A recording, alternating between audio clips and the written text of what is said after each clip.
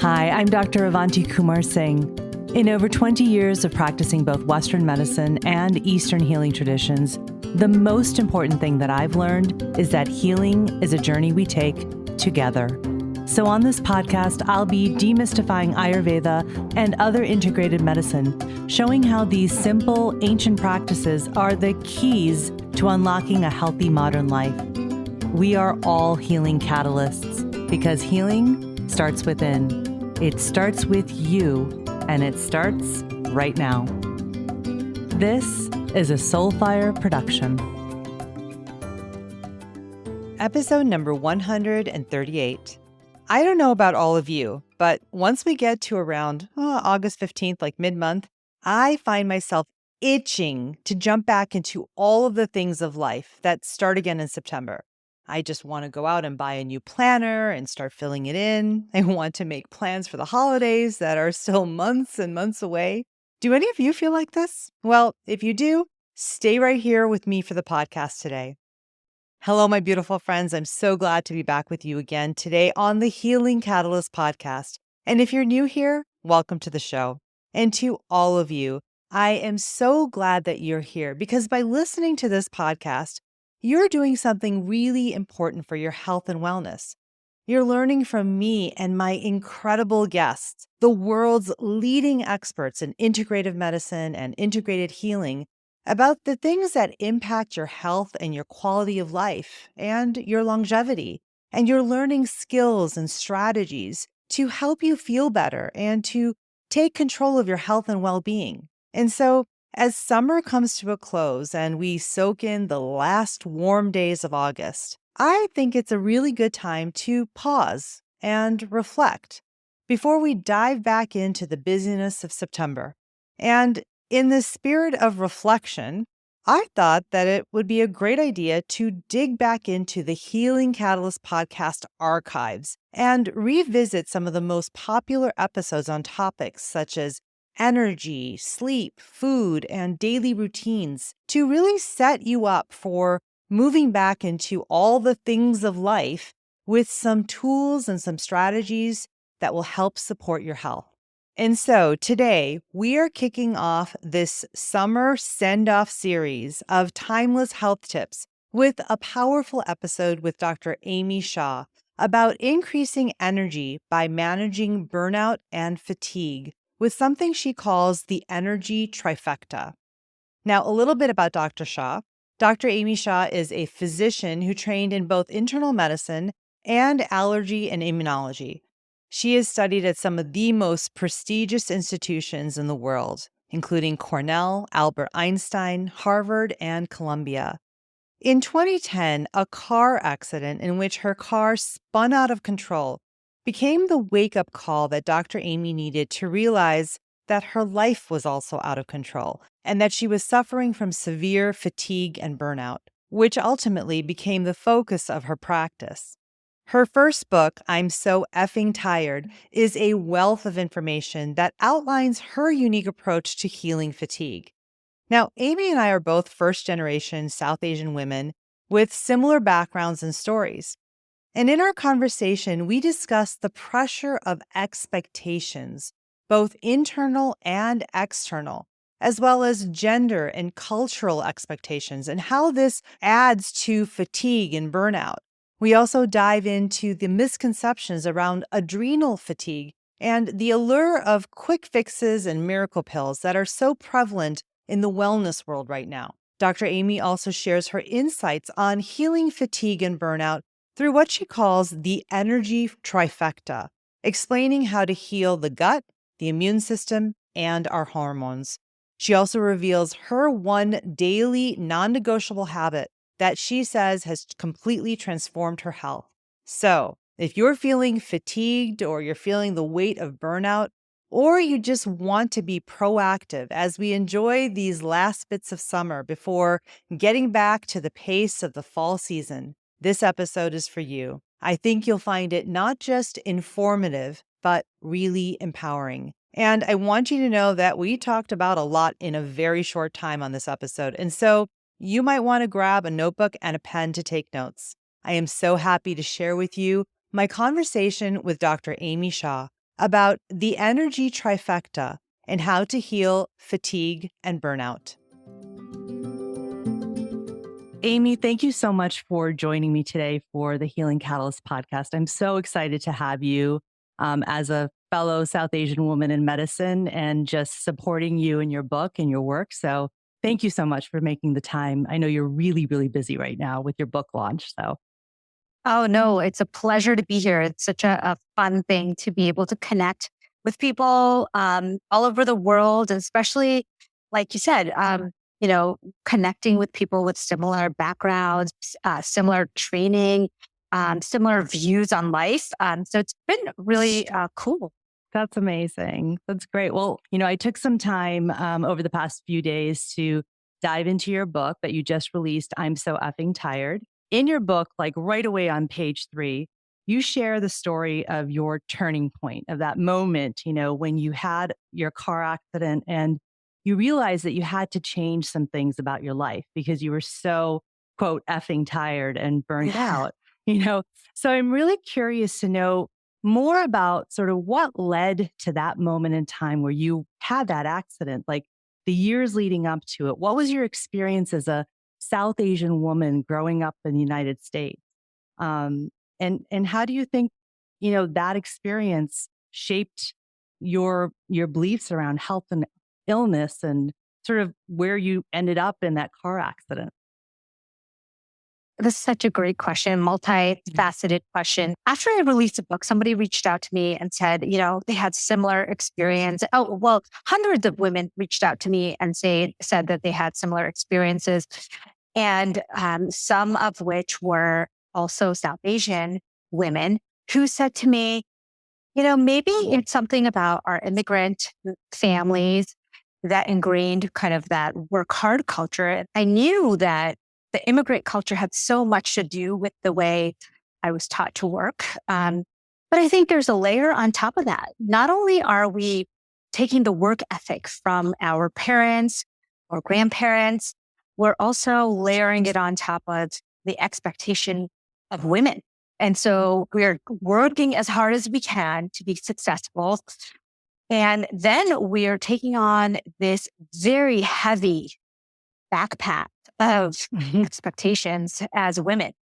And, for me, it was just so much that I expected from myself that even my own family, my parents, my husband, they would say, you're being so hard on yourself. It's okay if you don't, spend every single day with your children after work, or it's okay if you spend a little more time on things outside of mothering. And I think that is something we have a unique challenges of.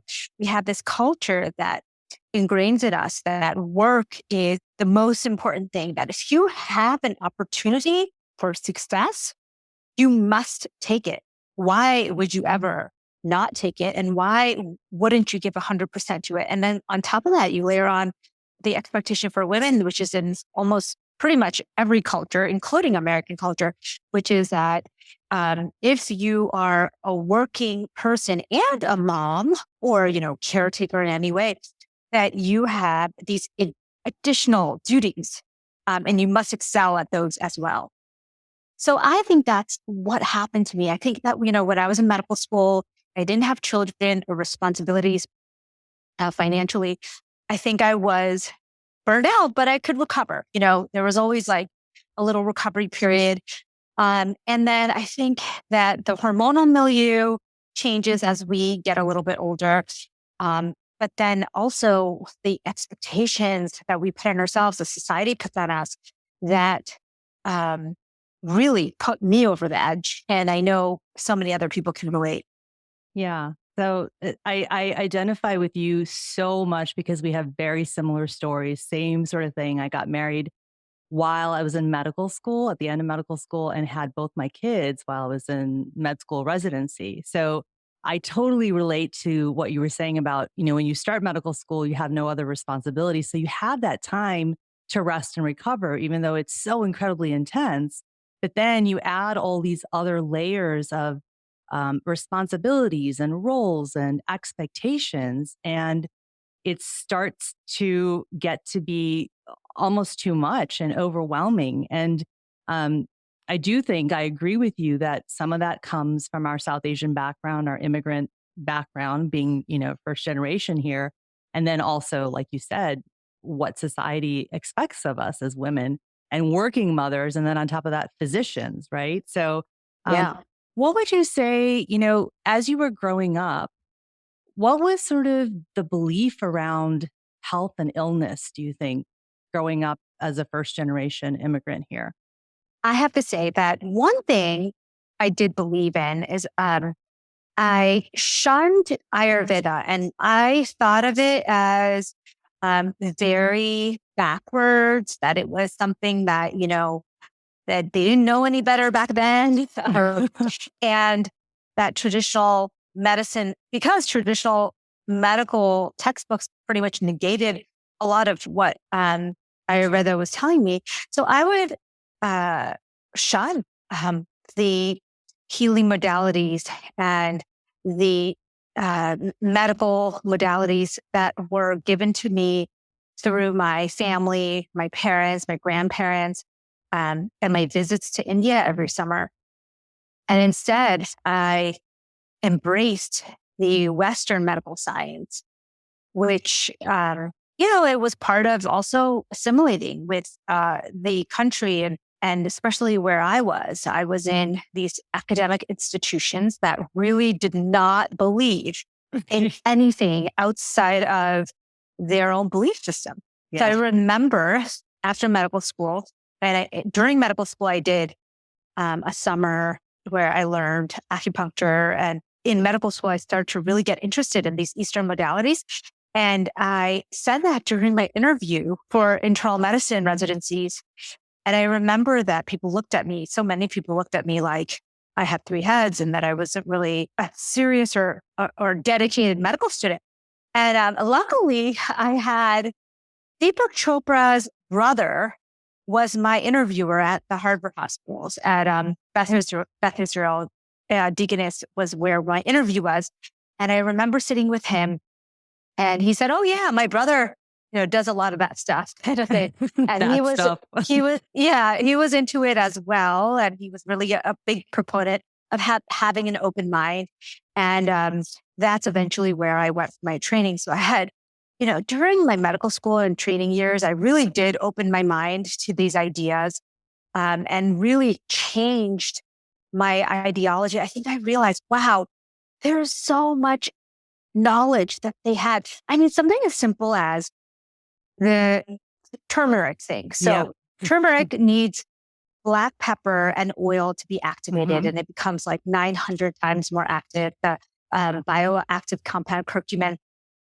And I remember thinking like, wow, how did the sages of Ayurveda know this like thousands of years ago without having this biochemical knowledge? Like, it's amazing to me how many of these things kind of come to light after learning about, Western medicine. And so I like to stay now, and this has changed over the years, I like to stay where it kind of meets, where Ayurveda, Eastern Chinese medicine, and Western medical research kind of meet. And so that's a little bit peripheral from some of my colleagues who really like to stay within the Western medical complex, and which is fine for themselves. And I don't like to go to the very extremes. Like there are parts of Ayurveda that I would say are very extreme or like, not proven in my eyes.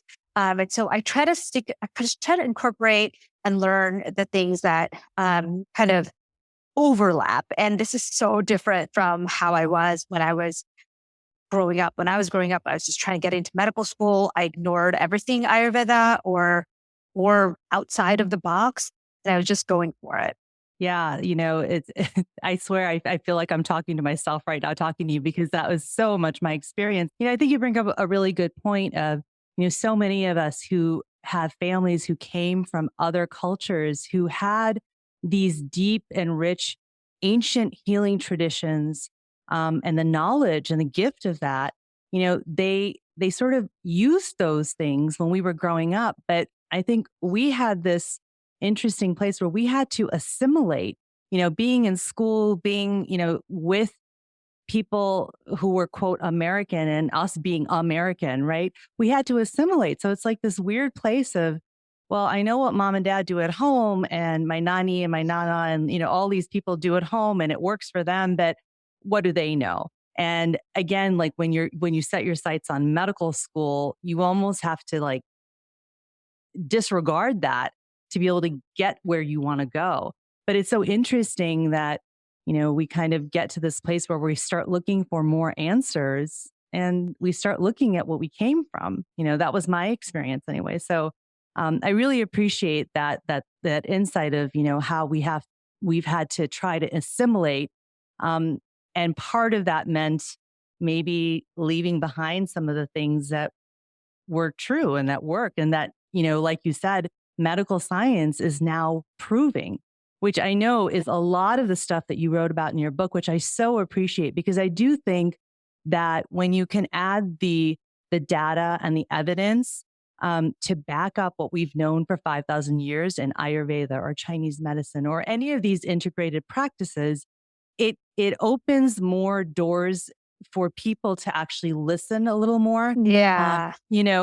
Because they're like, okay, well, maybe there must be something to it. There's evidence. So I really appreciate that about you.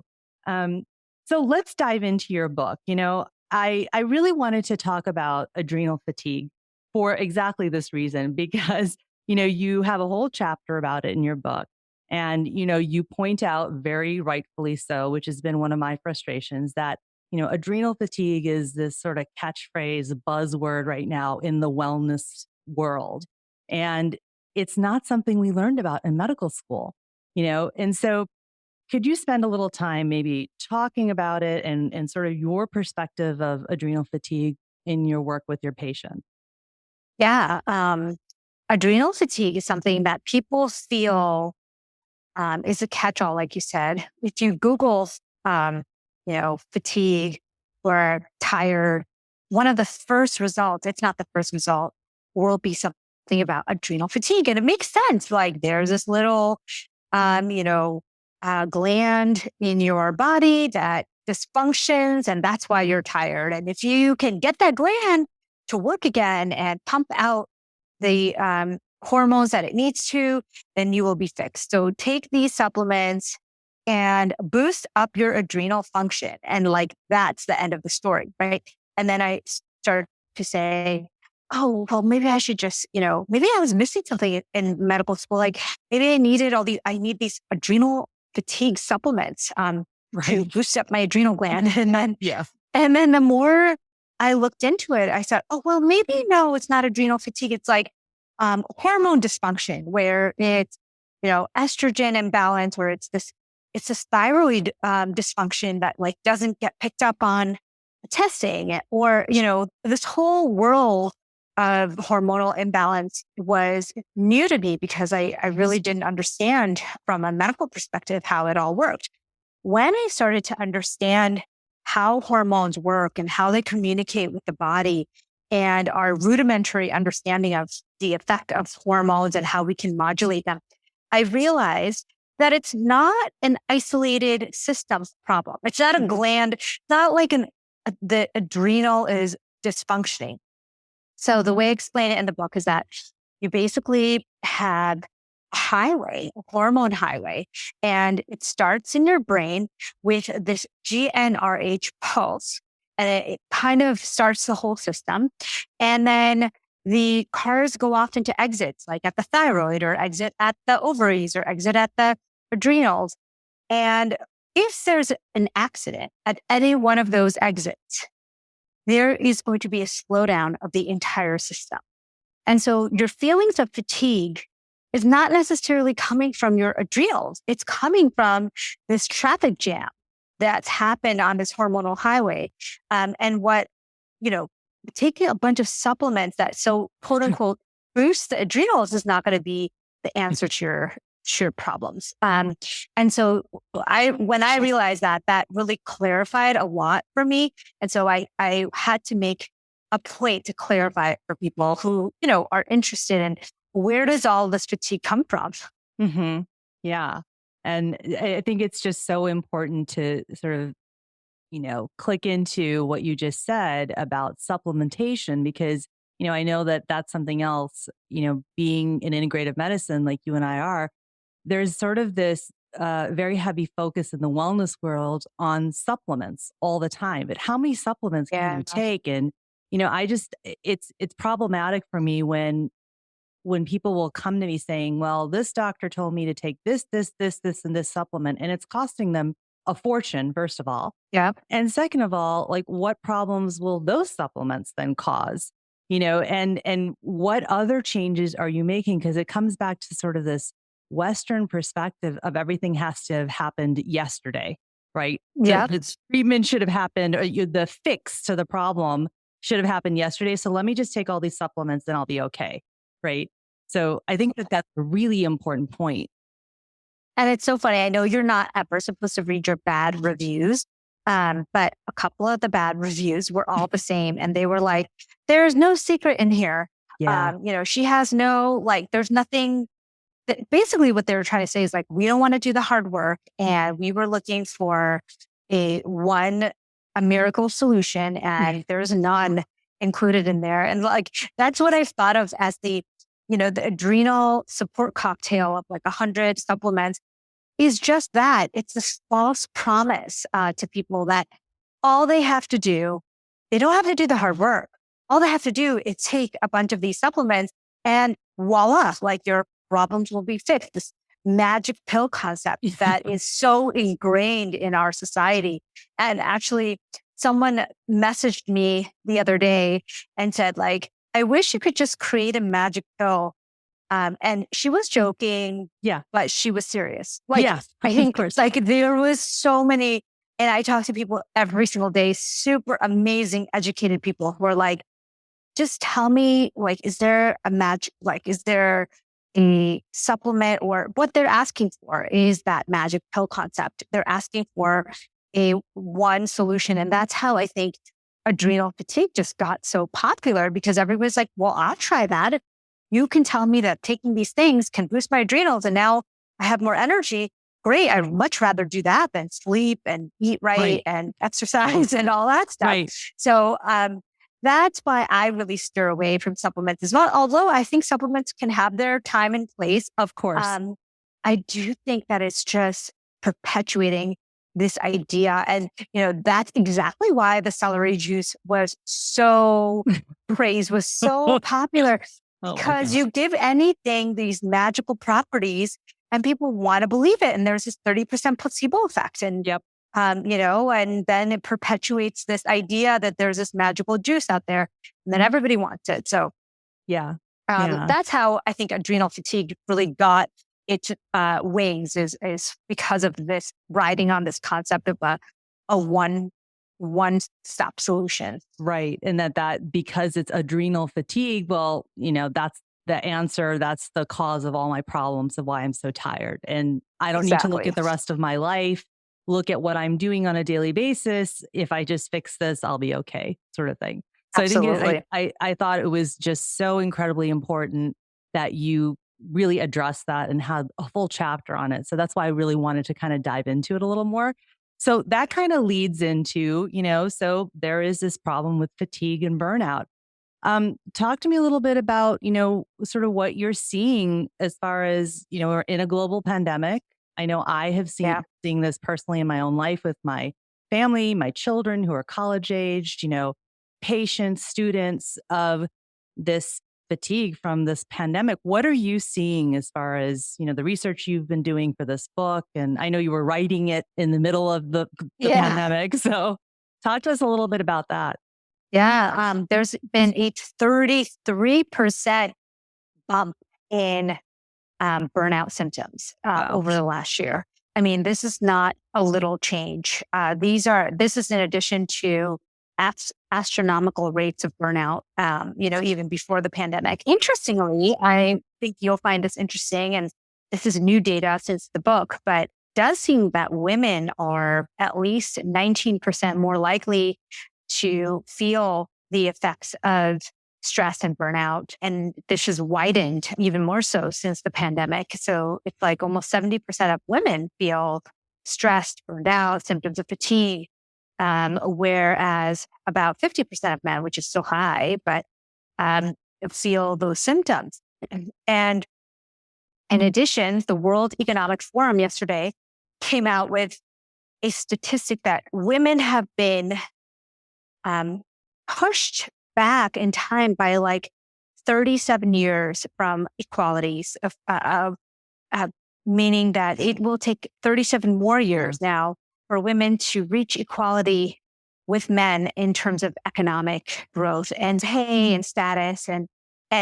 So we've been set back about 37 years in the last year. Yeah. And they think it's a disproportionate burden on women. It's women leaving the workforce. It's just stress related concerns that drive women out of the workplace. So it's multifactorial, but I just can't believe how much of an impact this has had. And this just goes to show that it's not burnout, fatigue. Fatigue is not just about doing too much. Like people would say, oh, like slow down, you're doing too much. That's why you're so tired. Right. Well, we barely went anywhere or did anything last year. So what that does not explain fatigue all the way. Right. Yeah. And I think that's a great point to make because, I will have so many people who will come to me and say, well, I went to this doctor and they just told me I'm doing too many things, which is totally, I read in your story, that's what you were told by your colleagues. Yeah. That when you first had your accident and were like, why am I tired? I had the same thing told to me, by my peers, because of course doctors need doctors, right? So I went looking for answers and everyone was like, well, you just are, you have a lot going on. You're in your residency training and you're married and you have kids and you have family. And so I bought it. I bought that story, and I didn't question it. And I thought, okay, well, I guess this is just the way it is. And I think you bring up such a good point because in the last year, we have been so isolated. I mean, we've been forced to stay home and slow the heck down, right? I mean, I know I couldn't jump on planes anymore to go speak here, speak there, Right. I just had to do it all virtually, which was wonderful, but I'm exhausted, I'm fatigued. Yeah.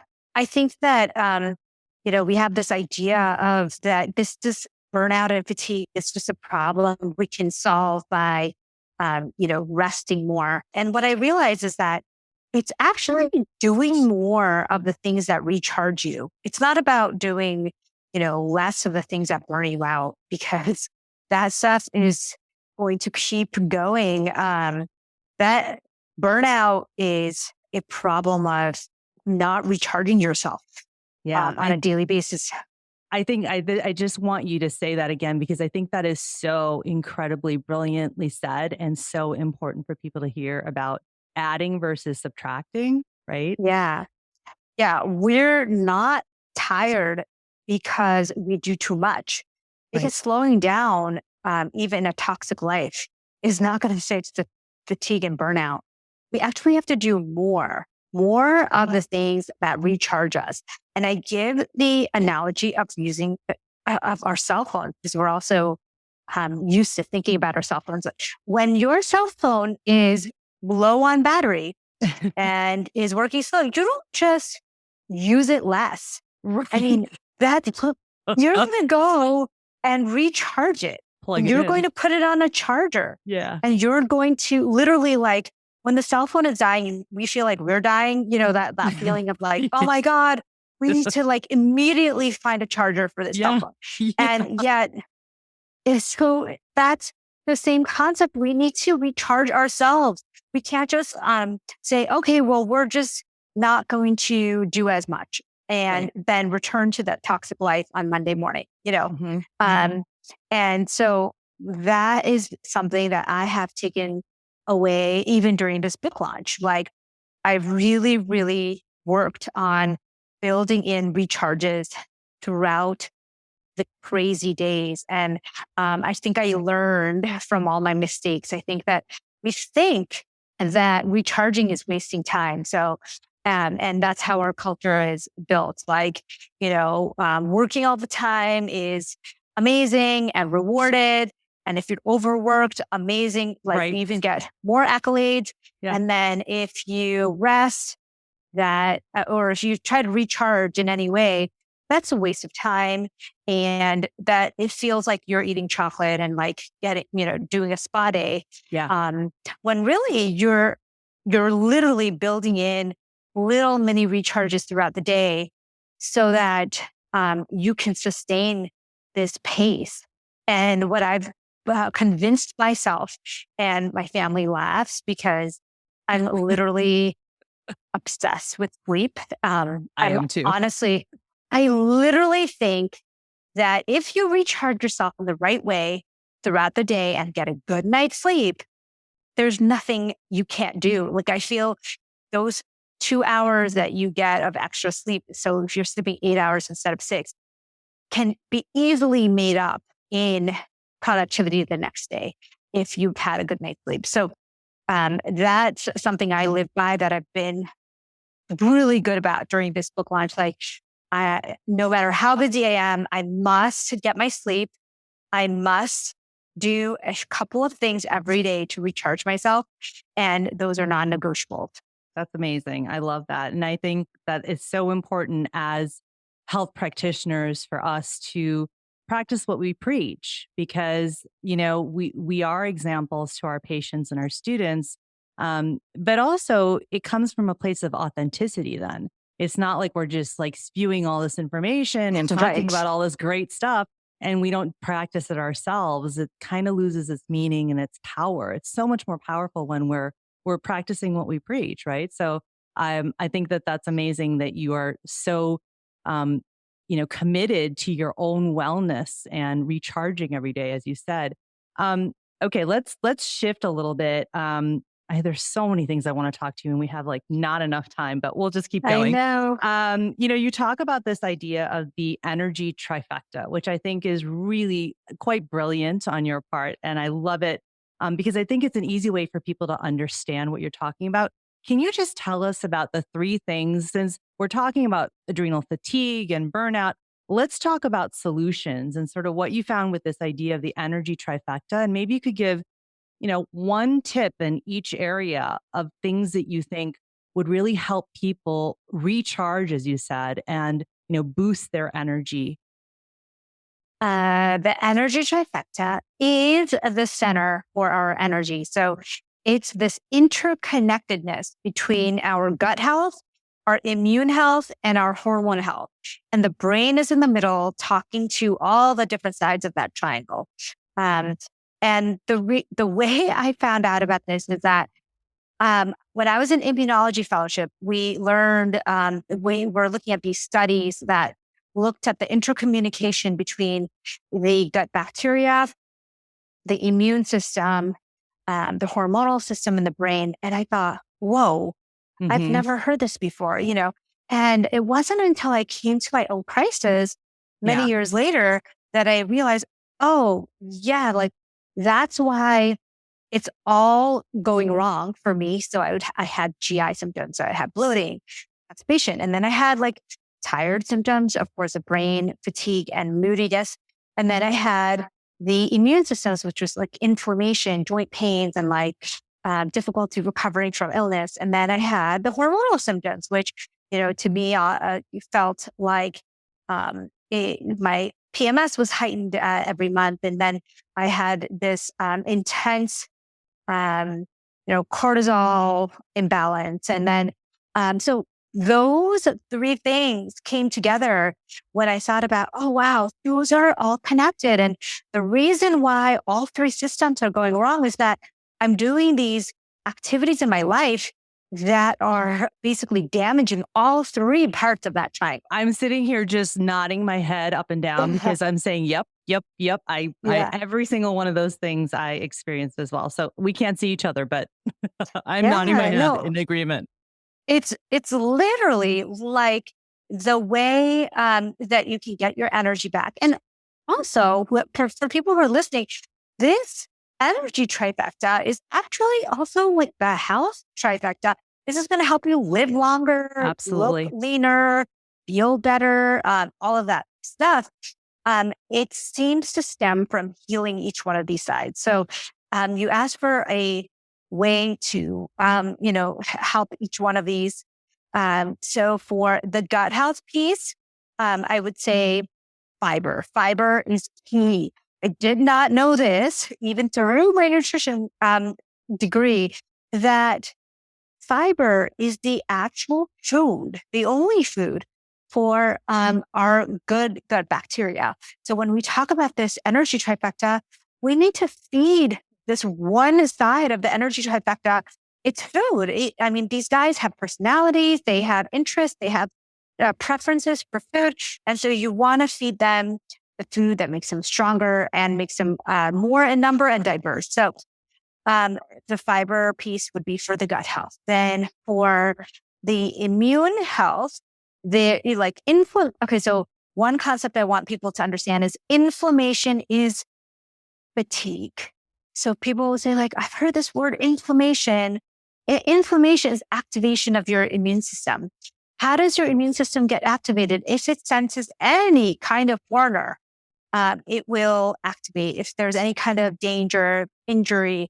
And a lot of the dangers and injuries that we do to ourselves on a daily basis at a low level is the food that we eat.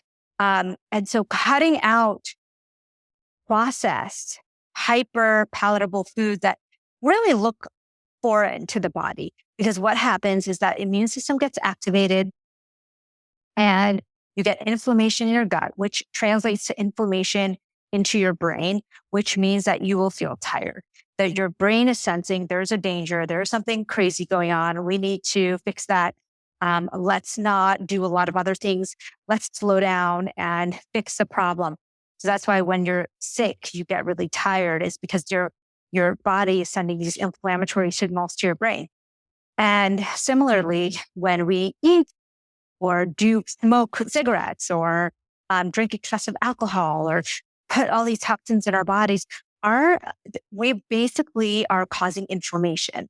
And so cleaning up your food and really concentrating on a 90% unprocessed, whole foods, plant-based diet is something I cannot recommend enough. I think that can make the biggest difference in overall health, but definitely immune health, like lowering inflammation. And then the hormone health piece is, I think the number one thing I would say is that piece on sleep that we just already talked about. Sleep is the time that your hormones can be released and we can work on repair and renewal. And when you are thinking about improving the your hormone function, this hormone highway, so much of that road work, I guess we could say in that same analogy, and happens during the night. And that's when, you can really reset, renew, recharge. And like I said, I would bet anyone that the amount of time they lose by actually sleeping, they will gain in function the next day. That's important. So what time would you say is your cutoff for bedtime? I know what mine is. I wonder if it's the same. So what I do actually is I do lights out by 9. And the reason why is that I need a little time to recharge, like have a nighttime routine and be cut off from my electronic devices. I try to do the electronic devices even earlier, like 8:30 if I can. But and then I give myself a little bit of time before I fall asleep to have phones free, blue light free time. Even though I have a little yellow light if I want to read, I can do that. But around that time, I think 10 to 6 is kind of like the pattern that I've talked to people about. That if you can be loosely around that area, you're good. Yeah, you're good. 10 to 6. I recommend the same thing. And I'm pretty much a 9 o'clock girl too. So we are very similar that way.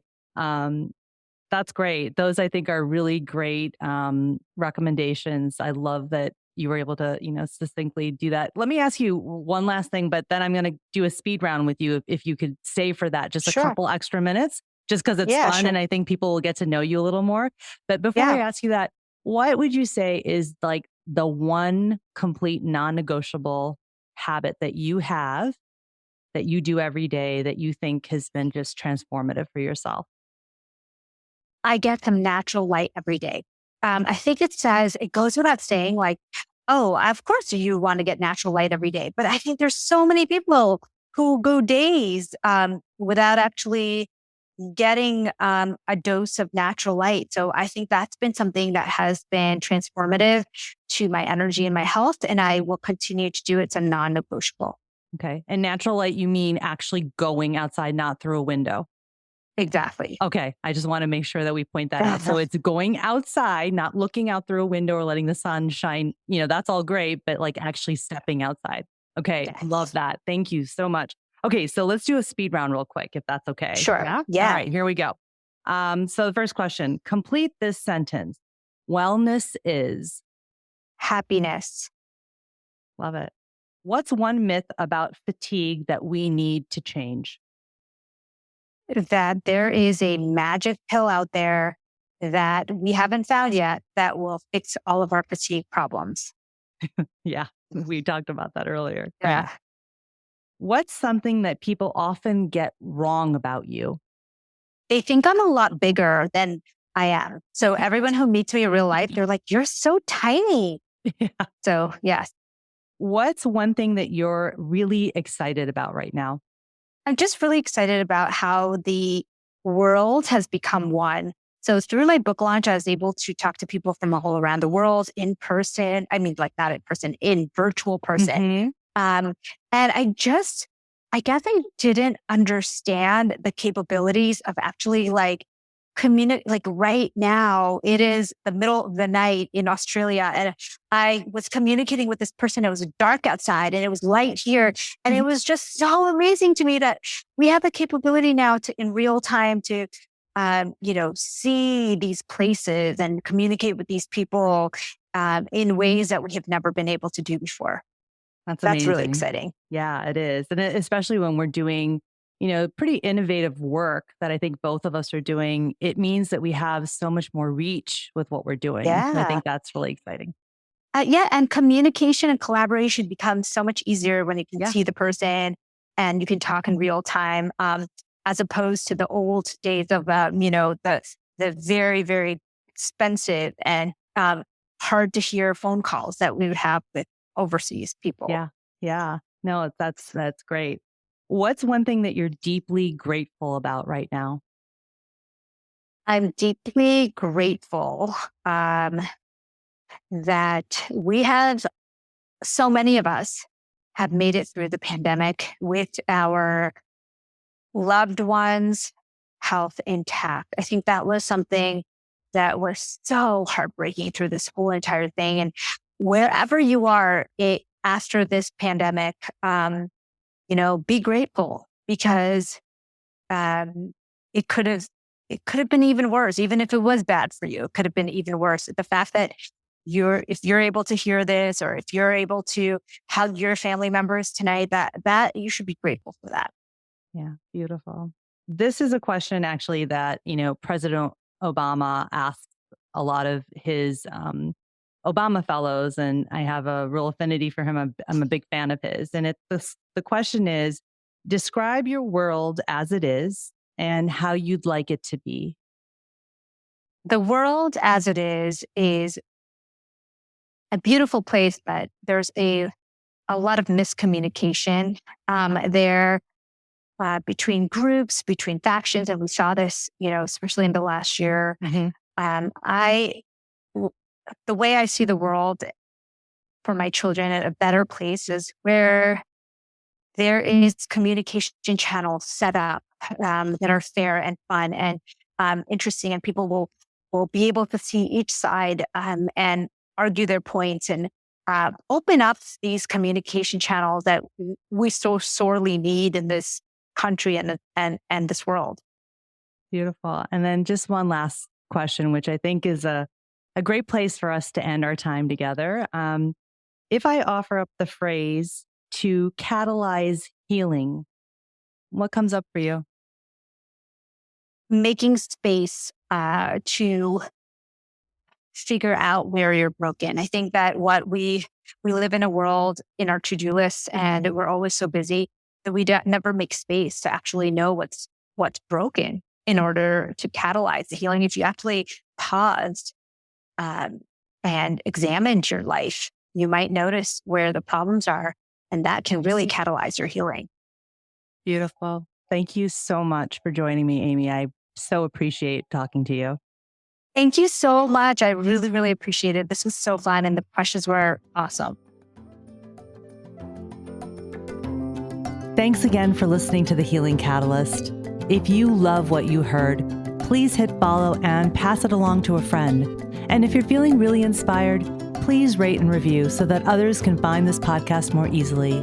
To learn more, head to avantikumarsingh.com. And to connect with me directly, find me on Instagram at avantikumarsingh. I'll be back next week and hope that you will be too. Until then, remember, with the right catalyst, you have the power to activate your own healing, because healing starts within.